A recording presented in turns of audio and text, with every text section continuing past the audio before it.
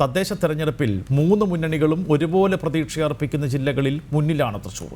കഴിഞ്ഞ ഒരു പതിറ്റാണ്ടിനിടയിൽ നടന്ന തെരഞ്ഞെടുപ്പുകളിൽ മൂന്ന് മുന്നണികളുടെയും കണക്കുകൂട്ടലുകൾക്ക് അപ്പുറമായിരുന്നു ജനവിധി. മനസ്സിൽ ഒളിപ്പിച്ചത് എന്തെന്ന് ഇത്തവണയും തൃശൂർ ആർക്കും പിടികൊടുക്കുന്നില്ല. ശക്തമായ ത്രികോണ മത്സരം നടക്കുന്ന തൃശൂരിലെ പ്രചാരണ ചൂടിലേക്ക്. രണ്ടാം ഘട്ട തെരഞ്ഞെടുപ്പ് നടക്കുന്ന മധ്യ കേരളത്തിലെ ജില്ലകളിൽ ഏറ്റവും ശക്തമായ മത്സരം നടക്കുന്ന ജില്ലയാണ് തൃശൂർ ജില്ല.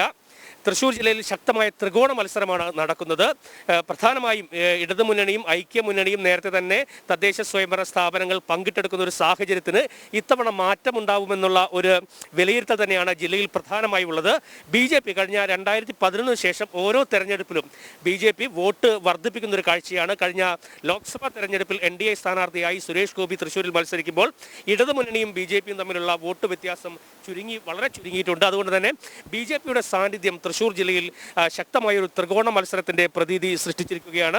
ഓരോ വീടുകളിലും വോട്ടർമാർ, ഇവിടെ മാറി താമസിക്കുന്ന ആളുകൾ, അവരെയൊക്കെ വിദൂര പ്രദേശങ്ങളിൽ താമസിക്കുന്ന ആളുകളെ വോട്ടെടുപ്പ് ദിവസം ബൂത്തുകൾ എത്തിച്ചുകൊണ്ട് ആ വോട്ട് തങ്ങൾക്ക് അനുകൂലമാക്കാൻ അവർ പ്രത്യേകം ശ്രമം നടത്തുകയാണ്. തദ്ദേശ തെരഞ്ഞെടുപ്പിനെ സംബന്ധിച്ചിടത്തോളം ഓരോ വോട്ടും നിർണായകമാണ്, ഓരോ വീടും നിർണായകം. തദ്ദേശ തെരഞ്ഞെടുപ്പിൽ അല്ലെ, ഓരോ വീടും നിർണായകമാണ്, ഓരോ വോട്ടും നിർണായകമാണ്. ഇലക്ഷൻ നല്ല രീതിയിൽ പോകുന്നു. നല്ല ഇലക്ഷനിൽ നല്ലൊരു സാഹചര്യമാണ് ഇപ്പോൾ നമുക്കുള്ളത്. നമുക്ക് ജയിക്കാവുന്ന എല്ലാവിധ സാഹചര്യങ്ങളും ഇവിടെയുണ്ട്.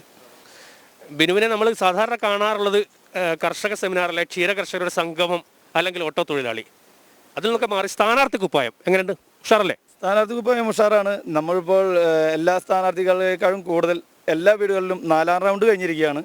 ഇപ്പോൾ നമ്മൾ സ്ലിപ്പ് കൊടുക്കുന്ന പരിപാടിയാണ്.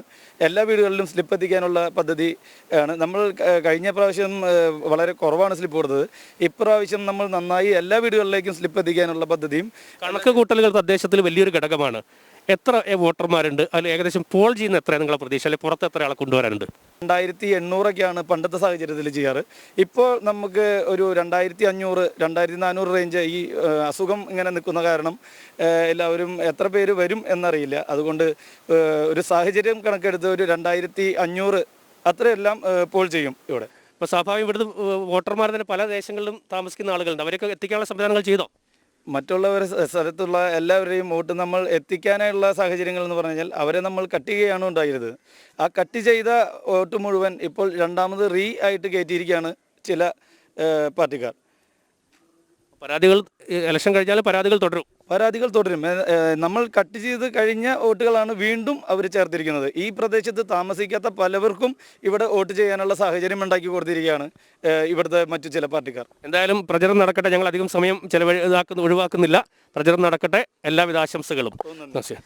എന്തായാലും ഈ പ്രദേശത്തെ തദ്ദേശ തെരഞ്ഞെടുപ്പ് ആയതുകൊണ്ട് തന്നെ അതാത് പ്രദേശങ്ങളിൽ ആളുകളുമായി ഏറ്റവും അടുപ്പമുള്ള ആളുകളെ തന്നെയാണ് സ്ഥാനാർത്ഥിയാക്കിയത്. ഇപ്പോൾ നമ്മൾ സംസാരിച്ച ബിനു ആണെങ്കിൽ ഈ മേഖലയിൽ ഓട്ടോ തൊഴിലാളിയാണ്, നേരത്തെ ക്ഷീര കർഷകനാണ്. അത്തരത്തിലുള്ള ആളുകളുമായി എങ്ങനെ ഓരോ വോട്ടും ക്യാൻവാസ് ചെയ്യാൻ സാധിക്കുമോ അത്തരത്തിലുള്ള സ്ഥാനാർത്ഥികളെ തന്നെയാണ് എല്ലാ മുന്നണികളും തെരഞ്ഞെടുപ്പ് രംഗത്ത് ഇറക്കിയിരിക്കുന്നത്. അതുകൊണ്ട് തന്നെ ഓരോ വോട്ടും നിർണായകമാണ്, ഓരോ വീടും നിർണായകമാണ് ഈ തദ്ദേശ തെരഞ്ഞെടുപ്പിൽ. അതിൻ്റെ ഒരു ആവേശം, പ്രചരണ ചൂട്, കോവിഡിൻ്റെ ഒക്കെ മാനദണ്ഡങ്ങൾക്കിടയിൽ ആ പ്രചരണ ചൂട് ഓരോ മേഖലകളും നഗര ഗ്രാമ വ്യത്യാസമില്ലാതെ തൃശ്ശൂർ ജില്ലയിലെ എല്ലാ ഭാഗങ്ങളിലും നമുക്ക് കാണാൻ സാധിക്കുന്നുണ്ട്.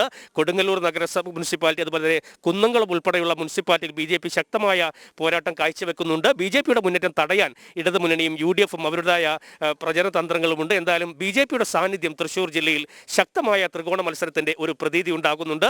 എന്തായാലും വളരെ വലിയ രീതിയിലുള്ള ആവേശം തൃശ്ശൂർ ജില്ലയിലെ ഗ്രാമ നഗര വ്യത്യാസമില്ലാതെ എല്ലാ മേഖലകളിലും മൂന്ന് മുന്നണികളുടെയും ഭാഗത്ത് നമുക്ക് കാണാൻ സാധിക്കുന്നുണ്ട്. പരമാവധി വോട്ടർമാരെ ബൂത്തിലെത്തിക്കാനുള്ള ശ്രമമാണ് ഇനിയുള്ള ദിവസങ്ങളിൽ അവർ നടത്തിക്കൊണ്ടിരിക്കുന്നത്. എന്തായാലും വലിയ രീതിയിലുള്ള ആവേശം. ഇനി ചുരുങ്ങിയ മണിക്കൂറുകൾ മാത്രമാണ് പ്രചരണവുമായി ബന്ധപ്പെട്ടുള്ളത്. അതുകൊണ്ട് തന്നെ പരമാവധി വോട്ട് തങ്ങൾക്ക് അനുകൂലമാക്കാനുള്ള ഒരു പ്രചരണ പ്രവർത്തനങ്ങൾ തന്നെയാണ് മൂന്ന് മുന്നണികളും തൃശ്ശൂർ ജില്ലയിൽ നടത്തുന്നത്.